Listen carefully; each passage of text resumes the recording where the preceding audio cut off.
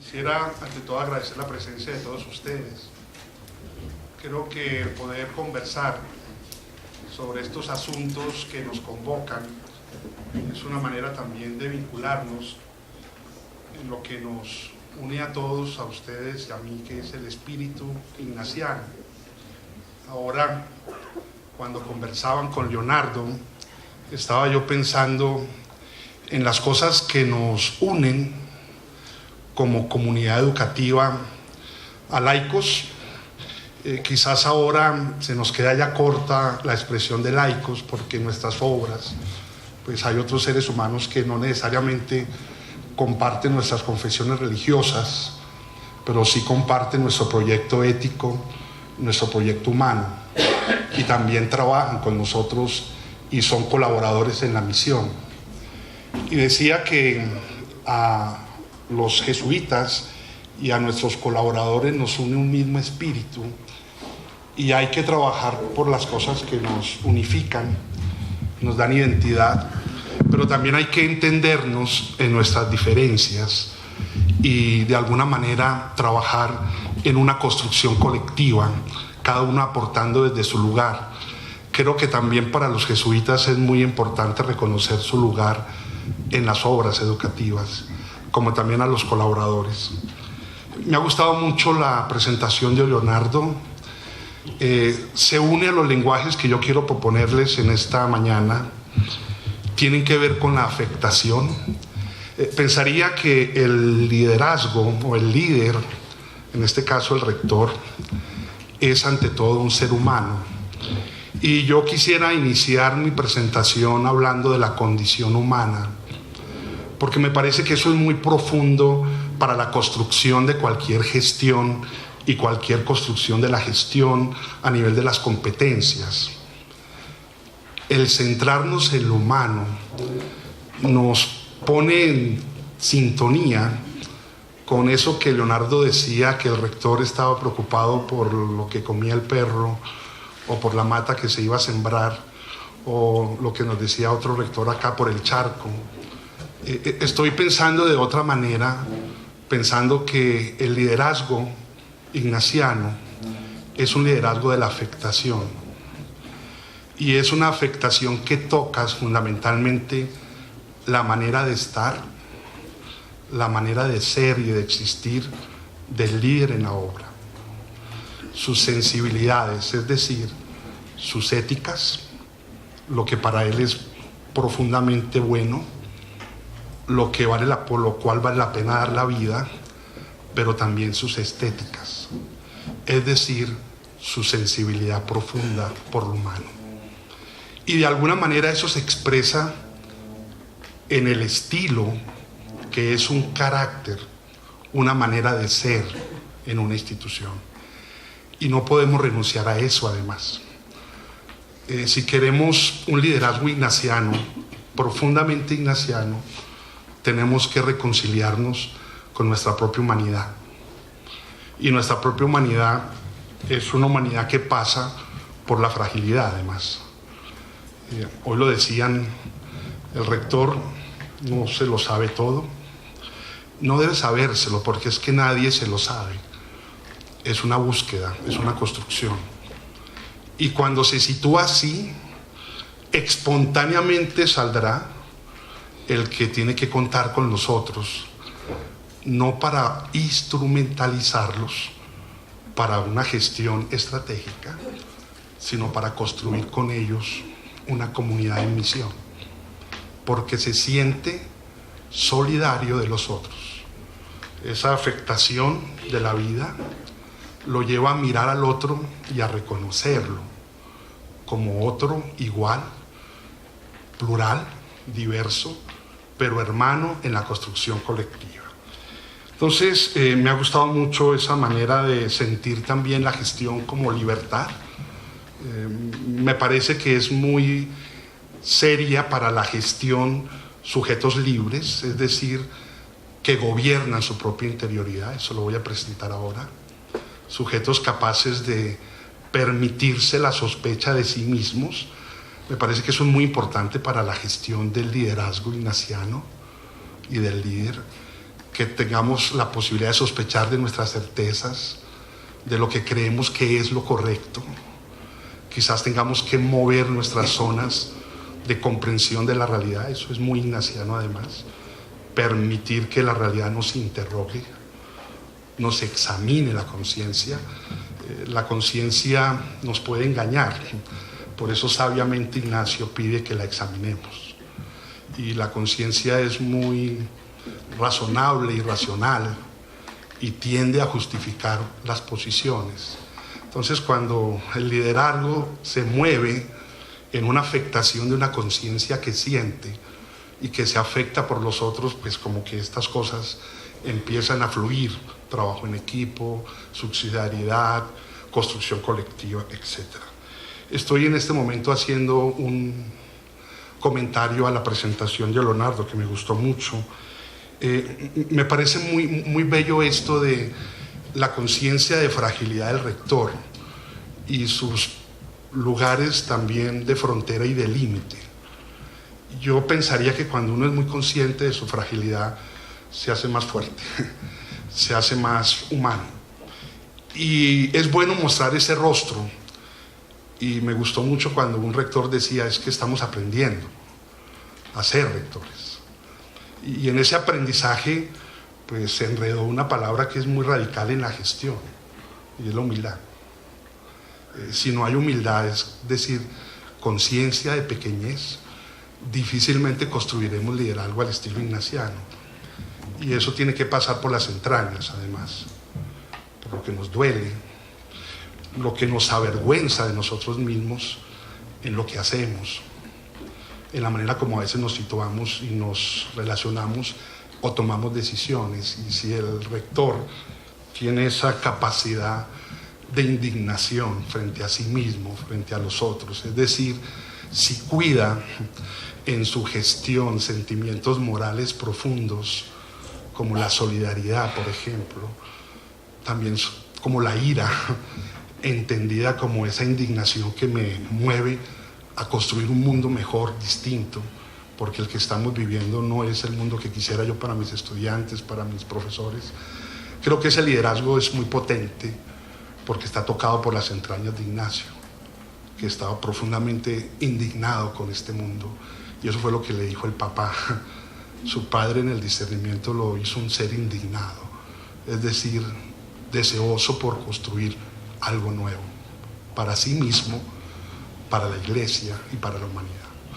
Entonces, gracias Leonardo por este acercamiento a estos asuntos tan bellos del liderazgo ignaciano. Yo insistiría que lo que yo quisiera proponer aquí es un ejercicio de reflexión en torno a estas categorías que está moviendo el proyecto que ustedes tienen entre manos. Categorías complejas, además. La primera gran categoría es la de competencia directiva para un liderazgo. Esa es otra gran categoría que son problemáticas. O sea, tanto el asunto de las competencias, lo voy a presentar aquí, como el asunto del liderazgo, pues hay que pasarlo por el tamiz de la sospecha. Porque de todos modos ya se advertía que las racionalidades con que vamos construyendo todos estos instrumentos de gestión están ahí.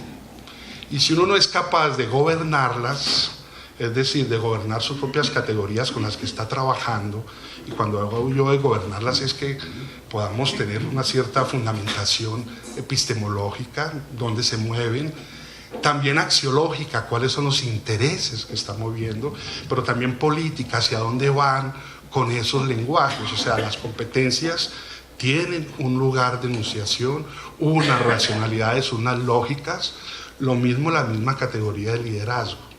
En mi trabajo yo hago un ejercicio de cuestionamiento de la misma categoría de liderazgo, y me parece que es políticamente correcto hacerlo, aún en un ambiente donde no sería políticamente correcto hacerlo, como aquí. ¿Por qué cuestionar algo que es ya instalado en nuestros lenguajes? Precisamente porque somos educadores, porque somos pedagogos y porque somos ignacianos. Entonces, el asunto del liderazgo hay que adjetivarlo ignaciano, y lo ignaciano nos pone preguntas sobre el liderazgo y qué tipo de liderazgo y hacia dónde y el para qué y cuál es el sentido profundo de esa expresión, que ha venido de otros lenguajes, que está muy instalado en el mercado de la administración, que ha sido muy sofisticado como tecnología además. Ahora lo voy a mostrar, estoy introduciendo lo que voy a hacer. Eso está muy trabajado en la administración porque es una categoría de dominación muy interesante para la empresa, que le ha beneficiado mucho lo que para la empresa es lo fundamental: la eficiencia, la eficacia y la rentabilidad con producción. Y eso está muy instalado en la categoría de liderazgo. Estoy hablando del ámbito de la administración, donde las tecnologías se sofistican para poder de alguna manera responder a las necesidades. Ahora tenemos más liderazgos transformacionales, más emocionales, más humanos, pero siguen siendo liderazgos. Y esos liderazgos están implicando unas lógicas. Bueno, pero yo sí quisiera reivindicar el diálogo entre la ignacianidad y el liderazgo y las competencias. Meterse en el asunto de las competencias, yo espero que ustedes tengan la suficiente responsabilidad para asumir esa lógica. Las competencias están midiendo resultados. Las competencias tienen valor en la medida que tienen indicadores que muestran resultados, que muestran que lo que usted promete, que su promesa es real. Y estas son las evidencias. Entonces, entrar ahí es poner a todo este equipo humano a pensarse muy en serio el asunto de sus competencias. Y eso me parece que también lleva problemas. Problemas que hay que resolver de alguna manera comprendiendo qué significa leernos desde un liderazgo ignaciano por competencias, que es la propuesta que tienen ustedes en su modelo. A mí me gusta mucho cuando ustedes afirman en el modelo, me llama la atención que en el modelo reconozcan tanto sus potencialidades, esto es textual en la propuesta, como también sus limitaciones. Y a mí me parece que es bueno que en los ejercicios que están haciendo de adentrarse en esta lógica puedan reconocer qué es lo que nos potencia, qué es lo que nos permite de alguna manera marcar la diferencia, porque la idea es que si estamos en el mercado de la competencia ignaciana tiene que llevar a unas diferenciaciones del servicio que hacemos. Y la idea es que pasados por esos lenguajes, los rectores tienen una mayor credibilidad, son más potentes en su gestión, mucho más honestos con su trabajo, más coherentes y de alguna manera más creíbles, porque están demostrando con resultados que no están ahí por puro accidente o por puras circunstancias, sino por capacidad. Y eso también tendrá que ver con la medición. Por eso aquí se planteaba la pregunta, y me parece que la pregunta está muy bien instalada. ¿Son los jesuitas hoy competentes para entrar a trabajar en obras educativas? ¿Tienen las competencias o sencillamente son los dueños del establecimiento? Y entonces eso le hace preguntas a la misma categoría que ustedes están queriendo instalar en esta reflexión. Porque si nos adentramos ahí, tendremos que asumir también las consecuencias. Por eso me parece muy honesto esto. Me parece muy honesto también que ustedes hablen de competencias. Difícilmente hoy nos podríamos escapar de ese lenguaje. Ese lenguaje está instalado en la educación. Ha tenido una tradición muy interesante, no es el momento para venir a hablar de eso. Tiene una tradición interesante, cómo se fue instalando ese lenguaje. Eso obviamente tiene que ver con sociedades de la innovación, sociedades del emprendimiento y de la competitividad. El lenguaje de las competencias de alguna manera está al servicio de este proyecto, de esa racionalidad. Es una manera como la sociedad pone al servicio la educación de una instrumentalización de un proyecto social. Y el proyecto social es un proyecto que está instalado en las leyes del mercado y eso me parece que hay que reconocerlo. Creo yo que una mirada ingenua sobre el asunto podría ser perjudicial para la gobernabilidad de la misma categoría de competencias ignacianas, de competencias con un estilo liderazgo ignaciano. Creo que ustedes son conscientes, ustedes toman una decisión que es acercarse más a la propuesta de la Organización para la Cooperación del Desarrollo Económico, y esa es la definición que traen ahí y la instalan en el proyecto. está ahí puesta. Esa es una decisión que me parece que es válida, es legítima. Creo que uno tiene que presentar sus supuestos desde donde habla de competencias ignacianas.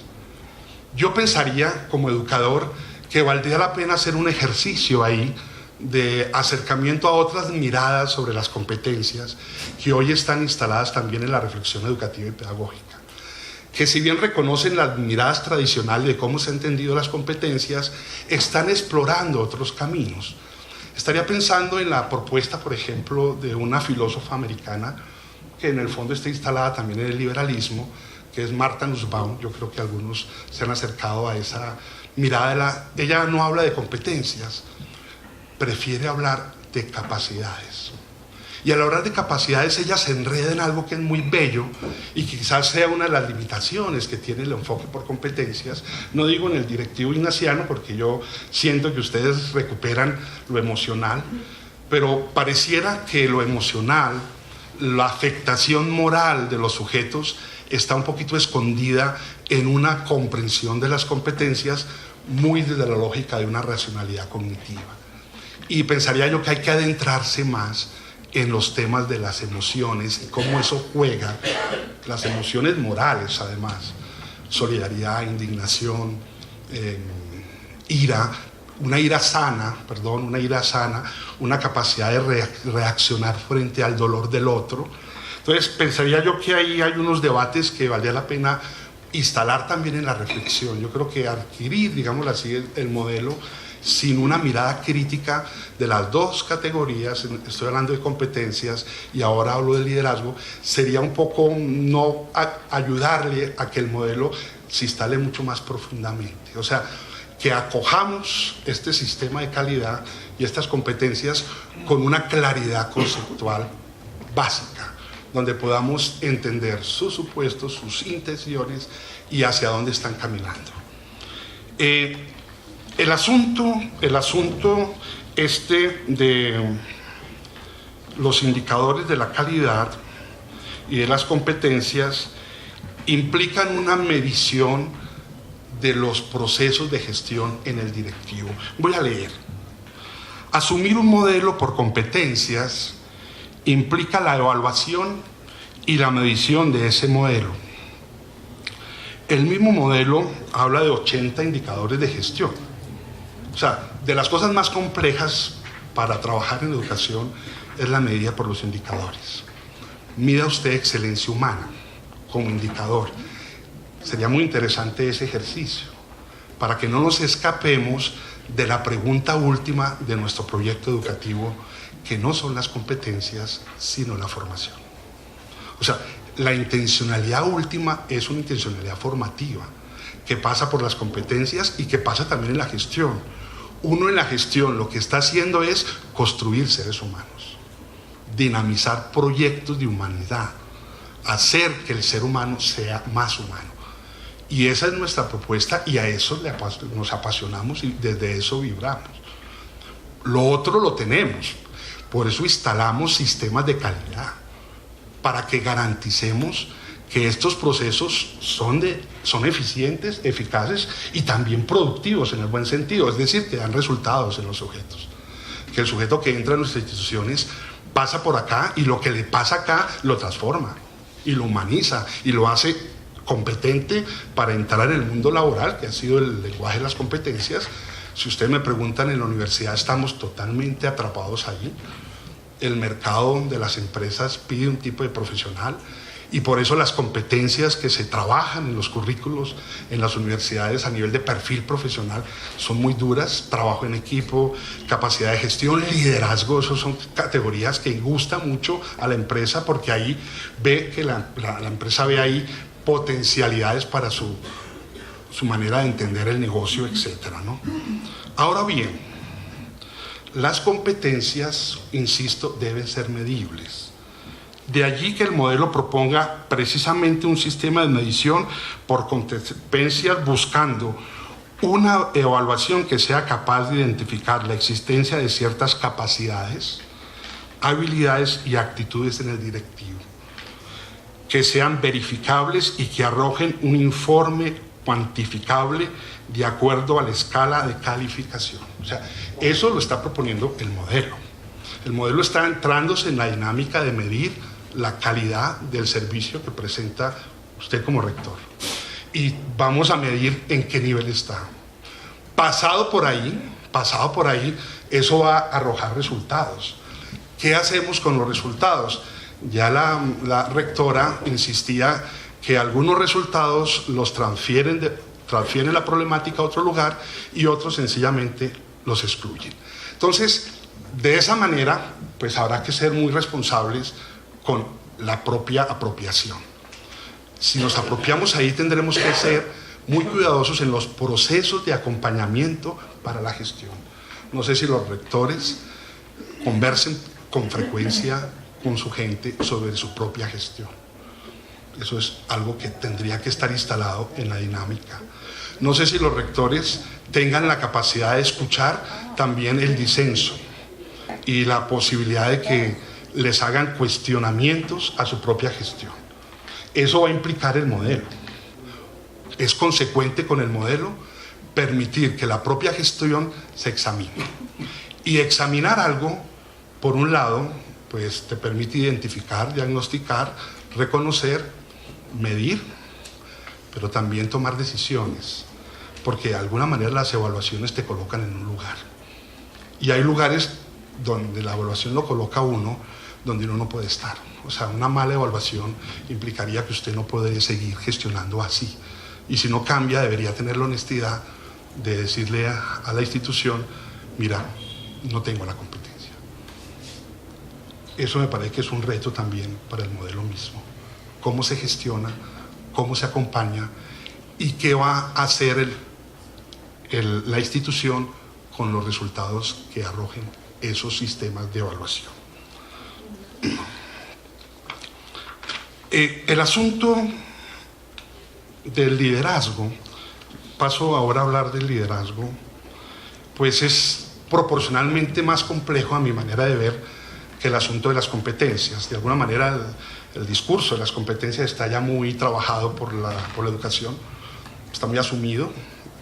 Quizás tengamos que seguir profundizándolo y haciéndole algunos matices, buscando de pronto líneas de fuga. Estoy proponiendo lo de Martha Nussbaum y pensar el asunto de las capacidades, sobre todo adentrando lo emocional en la práctica de la escuela de una manera mucho más fuerte, más radical. Sé que hay colegios que lo han hecho, por ejemplo, en República Dominicana. Aquí está un amigo mío, rector, que ha trabajado mucho el tema de la emocionalidad y con unos resultados muy fuertes, además, muy significativos. Miren, desde mi propio análisis, esto es muy personal, obviamente estos son mis argumentos debatibles, quizás podríamos dialogar sobre eso ahora. Propongo algo. Desde nuestro análisis, el mío, cuestionable también por los argumentos, tenemos ciertas reservas frente a la categoría de líder y de liderazgo, especialmente por sus implicaciones teóricas y axiológicas y por sus usos naturalizados en la gestión administrativa, donde hay poco espacio para su cuestionamiento. Los administradores no piensan mucho en eso, sino que administran. Nos toca a nosotros, pedagogos, educadores, pensar los lenguajes de la administración. Desde una perspectiva crítica, pensamos que la noción de liderazgo está al servicio de una racionalidad fundada en el paradigma eficientista, centrado en el control de resultados, la regulación de las acciones y la productividad. Ese lenguaje de alguna manera está naturalizado en la propia gestión de los rectores en nuestros colegios. Esos temas de la autoridad y el poder, el rector es el que manda, eso está ahí instalado y sutilmente, como alguien lo decía, está imbricándose una mirada de que el rector, aunque no tenga competencia, tiene poder. No diría autoridad, pero sí tiene poder. Y el poder es un hilo que toma decisiones. Y entonces un rector sin competencia, pero con poder, pues diríamos, es algo riesgoso. Algo riesgoso. No obstante, para suavizar los impactos de esta mirada de liderazgo instrumentalizado por el mercado, se ha sofisticado, como yo decía, la categoría de liderazgo. Ya hablamos de un liderazgo transformacional. Ese liderazgo transformacional es muy amigable, además, porque ha instalado algo que es muy complejo en la gestión, que son las emociones. Voy a leer. El liderazgo transformacional, que es un liderazgo que nos gusta además, yo a veces escucho que el liderazgo de la gestión directiva, está más, no por la línea del control, de la línea esta de la autoridad, del resultado, de la eficiencia, que también pasa, está más por el lado de la persona. Entonces, hablamos mejor de un liderazgo transformacional. Desde mi lógica, este liderazgo también es una tecnología ya muy sofisticada de dominación, pero es sofisticada, y como es sofisticada es sutil, y entonces nos enredamos en el lenguaje, pero de alguna manera estamos permitiendo que las prácticas vayan apareciendo. Y a veces se ve rectores muy democráticos, pero con posiciones muy autoritarias. Con esto, voy a leer. La magia de este estilo transformacional, la magia, ha sido implicar los procesos emocionales, reconociendo que son tan bien importantes como los racionales y los que las acciones simbólicas se van configurando también en ellos. En el fondo, son lenguajes instrumentales que de alguna manera utilizan la emoción para la rentabilidad. Con esto, la tecnología del liderazgo transformacional, deudora de lucro y de rentabilidad, ha podido conseguir desde una mirada humanizante del líder y del liderazgo una producción eficiente con sujetos conscientes de las metas u objetivos del equipo o la organización, en lugar de sus propios intereses. Esta acomodación de la tecnología de la categoría de liderazgo hace sentido en el paradigma de rendimiento de nuestra cultura. Hay un filósofo que a mí me gusta, estoy leyendo ahora, trabaja en Alemania, pero es un coreano, y quizás es uno de los más importantes filósofos hoy de Alemania. Se llama Sur Byung-Chul Han, quizás hoy una de las voces más importantes en Alemania. Él está señalando, en esta lógica, que la sociedad actual va pasando de una sociedad disciplinaria del control a una sociedad del rendimiento. Más allá de la modernidad líquida de Bauman, del cual creo que ustedes conocen algo, va haciendo uso de sus reflexiones en torno a las consecuencias humanas y sociales de los procesos de globalización. Byung-Chul advierte que la sociedad occidental está sufriendo un silencioso cambio de paradigmas. El exceso de positividad está conduciendo a una sociedad de cansancio. Según este autor, toda época tiene sus enfermedades emblemáticas. La nuestra es el estrés del trabajo. Esa es parte de la sociedad de rendimiento. Nos estresamos trabajando y nos enfermamos. Y como el indicador pide resultados, eso de alguna manera nos patologiza la gestión, nos la enferma. Dice este autor, en el cambio de paradigma de una sociedad disciplinaria a una sociedad del rendimiento, según parece, al inconsciente social le es inherente el afán de maximizar la producción. Con el fin de aumentar la productividad, se sustituye el paradigma disciplinar al del rendimiento. El sujeto de rendimiento es más rápido, es más productivo. Yo insisto en que es precisamente en esta sociedad del rendimiento donde el liderazgo ha emergido con mayor profundidad. Y por eso yo sospecho mucho de esa categoría, personalmente. Me preocupa además que la naturalicemos en el lenguaje, pero que no la adjetivemos de una manera profunda, es decir, no la gobernemos desde la espiritualidad, porque eso sí es lo que marcaría la diferencia. El diálogo que se propone debe ser respetuoso con la naturaleza de lo ignaciano, de sus apuestas de sentido y de lo que interesa construir. Es importante ser cautelosos para hacer no solo distinciones conceptuales, sino para salvaguardar el espíritu ignaciano en cualquier estilo de gestión. Y yo pensaría que esa es la gran apuesta de este modelo, Por eso me parece muy interesante que aquí ustedes han querido liberar el tema del ignaciano para gobernar la gestión. Yo los voy a invitar ahora a que hagamos ese ejercicio que estamos haciendo en la universidad, porque obviamente estos problemas nos los hemos puesto en la universidad. La universidad es una universidad plural, como toda universidad. Les decía que los laicos ahí pues son laicos, pero no todos son laicos. Hay gente incluso que abiertamente no es laica, es agnóstica, tiene confesiones políticas diferentes, pero nos une un mismo proyecto. Y nosotros tenemos que cuidar la institucionalidad de la misión. Tenemos que cuidar la identidad de la universidad. Y por eso nos hemos atrevido a adentrarnos en la gestión del directivo y hacerle la pregunta por el estilo ignaciano en su gestión. Los talleres que yo les voy a proponer son productos que hemos trabajado allí. No hemos instalado el tema de las competencias directivas al estilo ignaciano. Eso no lo hemos instalado y yo personalmente creo que no lo vamos a instalar por ahora. Pero sí tenemos toda una comprensión de la gestión de un directivo que tiene que dar cuenta de la identidad, de la misión y de las apuestas educativas de la Compañía de Jesús.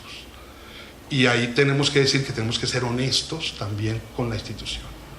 Nuestras instituciones tienen unas apuestas y el que está ahí dirigiendo la universidad en una decanatura, en una dirección de carrera, departamento, en una administración central de la universidad, debe estar tocado por ese espíritu. A mí me ilumina mucho esta frase, ya con esto termino la primera parte, hago una síntesis y paso a la segunda para ir cerrando. Me gusta mucho esta expresión del Papa Francisco en su encíclica Laudato Si. Me gusta mucho la lectura que están haciendo algunos de reconocer digámoslo así, con qué racionalidades está cuestionando el Papa el tema de lo ecológico y la casa común, ya que hay gente que ha transitado por los temas de la ecología. A mí me gusta mucho que el Papa esté cuestionando las racionalidades económicas eficientistas, las racionalidades de los sistemas liberales tan radicalmente colocando la tierra como producción y no como hermana. Entonces ahí hay unos temas bien complejos. Voy a leer esta frase y piensen ustedes en los colegios cuando leamos esta frase. Piensen ustedes en las competencias, piensen ustedes en los estándares, piensen ustedes en los indicadores, piensen ustedes en esa tensión fuerte entre excelencia humana y académica, piensen en la retención de sus estudiantes, pero también piensen en los niños y niñas que de nuestras instituciones tienen que salir, porque no tienen las competencias que estamos buscando. La lógica, esto es el Papa, no yo. La lógica que nos permite prever una preocupación por el ambiente es la misma que vuelve imprevisible una preocupación por integrar a los más frágiles. Porque en el vigente modelo exitista y privatista no parece tener sentido invertir para que los lentos, débiles o menos dotados puedan abrirse camino en la vida. En mi universidad ayer, en el comité de rectoría, presentaron una investigación que era muy obvia, pero que tenía sus implicaciones duras para nosotros. Estamos hablando de mejorar los niveles de acceso a la universidad. Hay una correlación, decía esa investigación, entre las pruebas Saber 11 y las pruebas Saber Pro y los resultados académicos de los estudiantes. Los mejores estudiantes que entran con buenos promedios ordinariamente se mantienen en el sistema. Los que entran con malos promedios tienden a desaparecer en los primeros semestres. Claro, el sistema está organizado así. La pregunta nuestra siempre es: ¿qué estamos haciendo? Y alguien dijo: mire, son 27 los que están ahí. Uno podría excluirlos y poner los recursos que utilizamos para sacarlos adelante en los que están en otros niveles. Esa es una mirada perversa, pero esa mirada perversa es la que está haciendo carrera en una sociedad del éxito. Y entonces esa es la pregunta también por el liderazgo. ¿Qué tipo de liderazgo y para qué tipo de sociedad? ¿Y para qué tipo de humanidad? ¿Y desde dónde? Yo quisiera ir terminando. No voy a hablar de Ignacio. Era mi segunda parte de la conferencia. Bueno, voy a decir una palabra de Ignacio. Ignacio fue un hombre solo y a pie en sus primeros años. Peregrino de sí mismo, y entró a la hondura de su intimidad. ¿Qué le pasó? De su intimidad nace la Compañía de Jesús, un proyecto colectivo. Es imposible vivir la espiritualidad sin los otros. La otridad es la categoría esencial de la espiritualidad. Ignacio, cuando va al fondo de sí, se encuentra con lo más íntimo, que es Dios en su misma intimidad, y establece diálogo, conversación. Y esa conversación lo que hace es que lo pone a cuestionar sus certezas, la manera como había vivido, las opciones que traía, y lo desnuda, como bellamente dijo Leonardo, lo hace peregrino de sí mismo. Cuando un liderazgo se vive así y uno tiene un rector que está hacia adentro mirando su propia intimidad, es un rector que está siendo muy honesto con la propia vida, y entonces eso sí entusiasma y eso sí enamora. Y eso sí, de alguna manera provoca seguirlo, porque los líderes hay que seguirlos, hay que seguir los pasos del líder. Entonces, por eso Ignacio apasionó, porque pudo ser señor de sí mismo. En una búsqueda, ya lo decía muy bien el rector del San Bartolomé la Merced, la misión se reinventa todos los días. Creamos, construimos. Eso hizo Ignacio, creó un mundo nuevo. El mundo le quedó pequeño a Ignacio para todo lo que era su fuego y su pasión. Ese es el liderazgo, Ignacio. Un liderazgo de la pasión, del enamoramiento, de la búsqueda compartida, de la mirada a los ojos, del reconocimiento sin dobleces, sin miradas estratégicas. El liderazgo ignaciano era muy poco estratégico. Además, Ignacio nunca habló de eso. Nosotros le hemos puesto a hablar a Ignacio de eso. La sociedad moderna, el liderazgo sofisticado de la empresa cogió a los jesuitas y estamos muy contentos. Además, que nos hayan sacado un libro que se llama así, Liderazgo al estilo de los jesuitas. Claro, es un liderazgo heroico. Entonces ya sospechamos que eso no sea tan ignaciano, pero bueno, eso es parte de su manera de entender el liderazgo ignaciano. Yo sí quisiera, ya para... ¿Cuánto me queda, Hugo? ¿O ya terminé? 20 minutos de conferencia. 10 minutos de conferencia, suficiente. Yo sí quisiera, después de haber hablado de Ignacio, hablar de lo que yo llamaría unos rasgos propios del liderazgo ignaciano. Sí quisiera hablar de eso. Hasta aquí que he dicho. El modelo que ustedes tienen propuesto me gusta. Me parece un acercamiento arriesgado a un asunto que a veces no es muy bien gobernado en nuestros colegios, que es la gestión directiva. Va a exigir cambios de cultura, obvio. Va a exigir cambios de mentalidad, obvio. Va a exigir reaprenderes, obvio. Porque estamos muy instalados en una cultura del confort donde las autoridades de los rectores son absolutas. Y yo creo que un proceso de estos hace explosión precisamente ahí, en el núcleo. Pone el liderazgo al servicio de la comunidad y pone al líder a ser examinado por la comunidad. Y la idea es que seamos coherentes, porque no hay nada más peligroso que todo el mundo sabe que ahí están las cosas, pero nadie hace nada. Entonces eso es muy peligroso, además, porque se perpetúa eso y entonces terminan diciendo al jesuita lo cambian y a nosotros nos echan. Así de sencillo. Entonces eso dentro de la lógica de la gestión es perverso, además, es perverso. Si queremos instalar eso, tenemos que ser coherentes, desde el provincial para arriba. La toma de decisiones a quién nombra rector. Porque si los van a nombrar por competencia, quizás muchos de nosotros que tenemos cargos directivos tendríamos que estar afuera. Rasgos de un liderazgo ignaciano. Yo voy a leer lo que propone las constituciones para el rector. Me imagino que ustedes lo han leído. Esos son los rectores. Y lo voy a leer con cierta malicia. El rector se procure que sea de mucho ejemplo, y creo que eso es algo que aquí ha estado muy claro. El tema de la coherencia, pero insisto, el rector es un ser humano y lo que transita es su condición humana, no su competencia.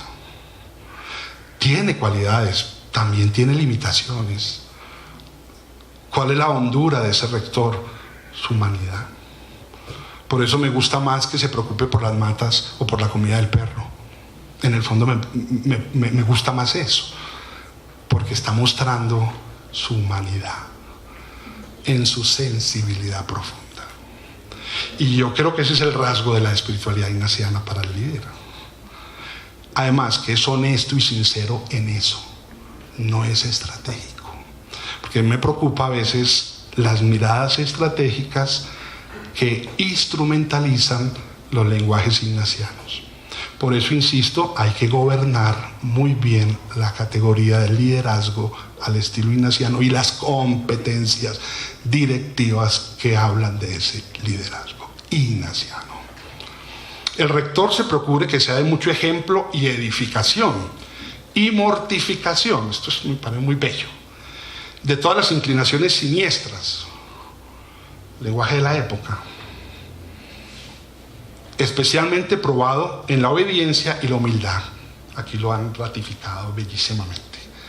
Que sea en sí mismo discreto, a mí me gusta mucho eso, y apto para el gobierno. Eso es muy complejo la discreción, porque es como la sabiduría del rector, ¿no?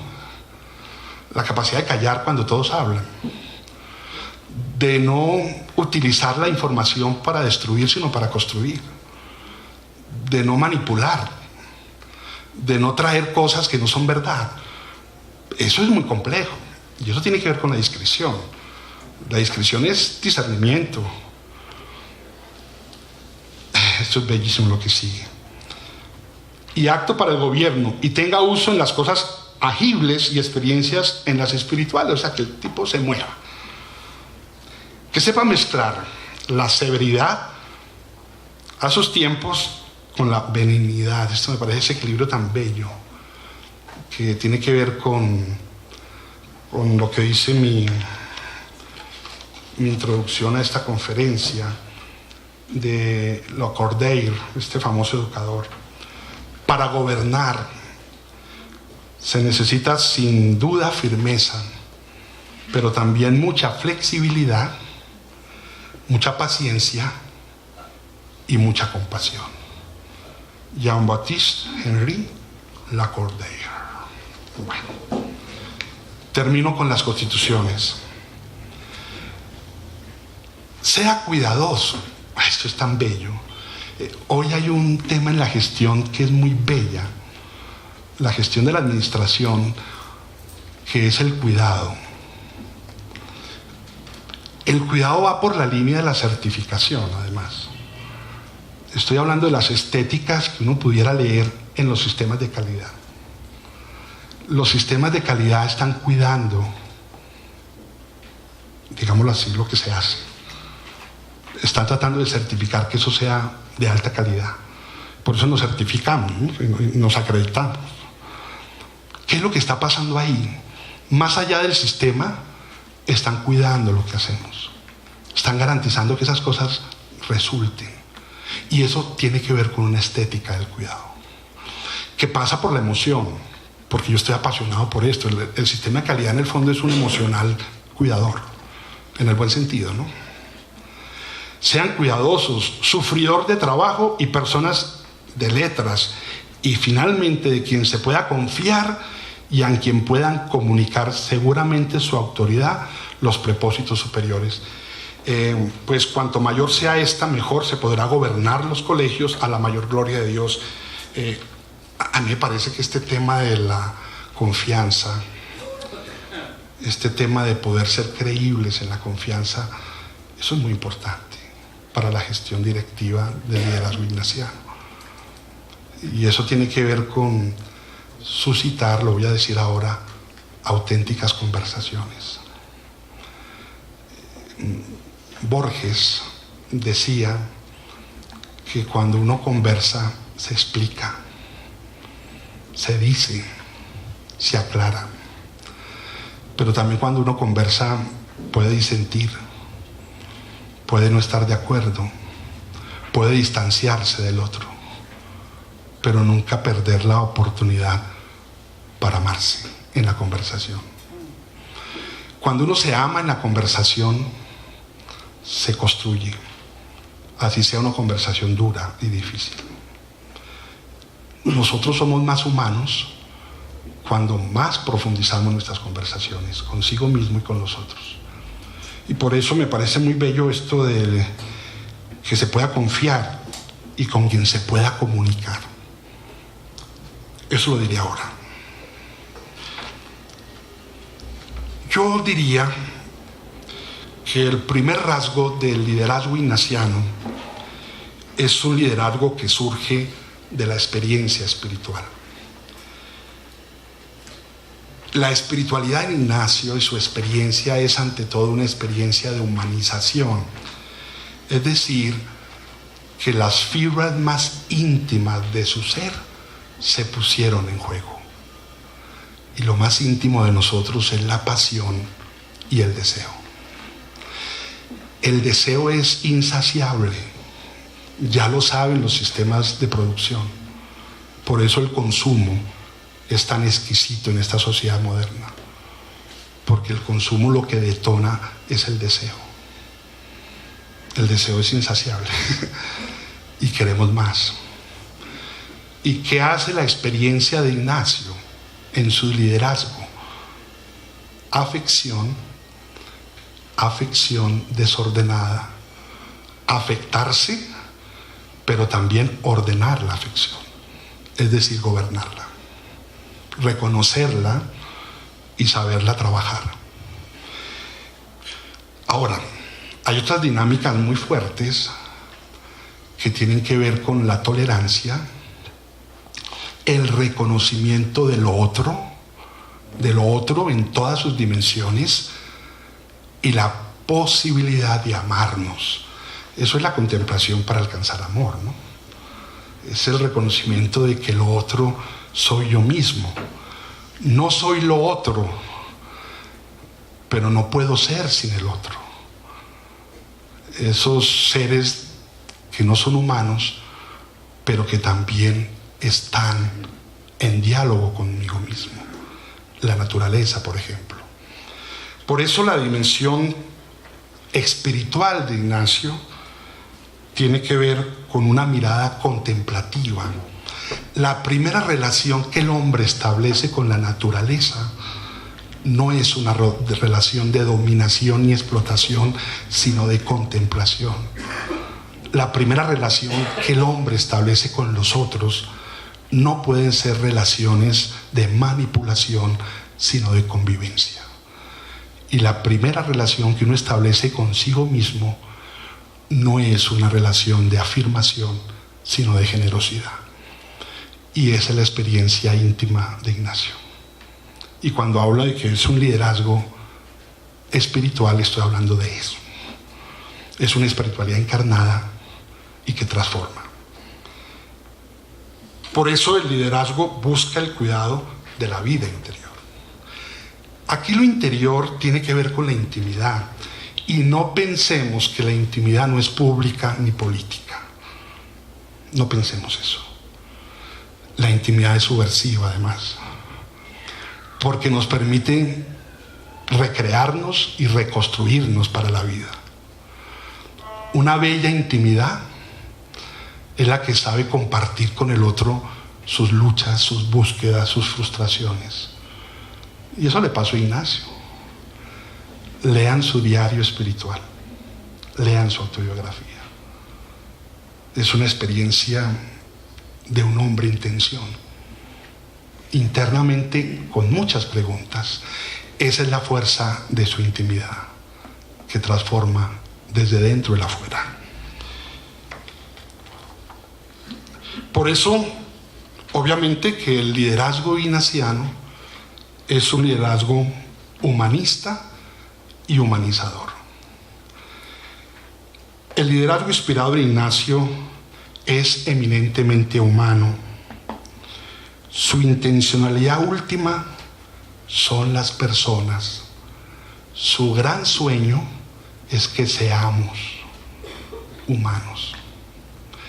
Y a mí me parece que esto es muy bello. La tradición de la compañía, el padre Arrupe, aquí lo dijeron, padre Colmepac, cuando hablamos de las 4 Cs, ¿no?, que son muy recurrentes ahora: compasivos, competentes, conscientes, comprometidos. Están hablando de un proyecto de humanidad. Y están hablando de un proyecto de civilidad también. ¿Qué tipo de humanidad queremos construir? Los líderes resultan inspiradores y estimulantes. Esto no es mío, este es del rector de la Universidad de Deusto. Tiene un texto muy bello que se llama Diccionario Ignaciano, Diccionario del Liderazgo Ignaciano. Además, yo estuve conversando con él alguna vez sobre el texto. Él prometió otra reedición mucho más densa. Los líderes resultan inspiradores y estimulan intelectualmente. Se fomentan ideas nuevas, creativas y no convencionales. Para resolver los problemas, los líderes se implican con sus colaboradores, dando apoyo. Se implican con las personas enteras, no solo con un mero empleado. El líder tiene el papel de inspirar el cambio con su ejemplo y con los fines y la visión que propone. Genera ilusión y convencimiento, incluyendo cambios de actitud y riesgo para promover nuevas alternativas que rompen con lo establecido. Esto fue lo de Ignacio. ¿Qué le pasó a Francisco Javier cuando encontró a Ignacio? A Fabro, a sus grandes amigos. No los dejó en paz. No los dejó en paz. El liderazgo ignaciano es un liderazgo que reconoce los contextos. Obviamente, la comprensión del liderazgo tiene que pasar por una comprensión de lo social, de lo político y de lo económico, de las estructuras en donde estamos. Una capacidad de decirnos la realidad, pero mirada críticamente, reflexivamente. Por eso esa mirada de los contextos tiene que ser una mirada que privilegia la experiencia, la vida. Me gustan mucho las narrativas de los rectores, sus tensiones, sus preocupaciones, sus angustias, sus furias, sus desánimos. Ustedes tendrán muchas narrativas y a medida que se comprometan, hablarán mucho de lo que hacen, lo que sienten, lo que experimentan, cómo otros los leen, los interpretan, los acogen o quizás los cuestionan. El liderazgo es vital, es una experiencia de vida. Somos muy contingentes además. La autoridad es efímera y es una ilusión. Y el cargo es una estupidez. Si uno está buscando eso, está perdido. Pero si uno se encuentra en un liderazgo como el ignaciano, usted tiene que aprovechar el momento. Le dieron la oportunidad, aprovéchelo. Ponga a funcionar la experiencia ignaciana. Sea ignaciano en su liderazgo. Y eso es algo que cautiva a otros. Por eso, obviamente, el liderazgo cimienta o está cimentado en una conciencia reflexiva que discierne para decidir bien. Claro, todos tenemos la responsabilidad del pensar, ¿o no? Mal haríamos que no pensáramos lo que hacemos. Y eso implica conciencia crítica, autocrítica, hábitos reflexivos en la gestión. Eso sí es de la naturaleza de Ignacio. Si hay algo que no permitiría Ignacio es un liderazgo sin reflexión. Lo que más tiene que hacer un líder es pensar. Pensar y pensar, pero pensar inteligentemente. Estoy pensando en Freire, Paulo Freire, y en lo que él nos invita a pensar. ¿Cómo piensa el maestro? Piensa con inteligencia. Es decir, con sospecha, permitiéndose preguntas, permitiendo que las preguntas nos hagan más honestos en las respuestas. Y ese es el liderazgo espiritual ignaciano. El discernimiento es una búsqueda apasionada de Dios en la complejidad del mundo, en las tramas, en lo que es difuso, oscuro, nubloso, ahí, instalado en la frontera, en la tensión. Si se meten por ahí, tendrán muchas tensiones, porque un liderazgo así los sacará de la zona de confort. Puede que la autoridad lo sitúe a uno en una zona de confort, porque como no lo tiene uno todo, tarjeta de crédito, condiciones, posibilidades, carro, una cantidad de cosas que te instalan. Estas preguntas del liderazgo ignaciano te desinstalan. Podemos estar con todo eso, pero desinstalándonos permanentemente. Y creo que eso lo permite un discernimiento al estilo ignaciano, que ante todo es una sospecha de nuestras pasiones y de nuestros intereses, de nuestras intenciones. Y eso es lo que hacen los ejercicios, ¿no? En la petición, ¿no? Que todas mis intenciones sean puramente ordenadas. Muy bien. Un liderazgo que se encuentra en la confianza, ya lo decíamos sobre la importancia de la credibilidad en la confianza, la conversación. Un liderazgo que integra, no profundizo. Un liderazgo que dialoga con el mundo, con los otros, en unas auténticas conversaciones. Y termino. Un liderazgo que encanta y apasiona. Yo sí siento que aquí entre ustedes hay una pasión por servir a sus países, a sus colegios, desde sus lugares. Yo estoy convencido que aquí hay vocación y que ustedes están aquí porque tenemos una vocación, porque hay algo que nos apasiona, que nos reinventa la vida todos los días, que nos hace despertar con ilusión, con sueño.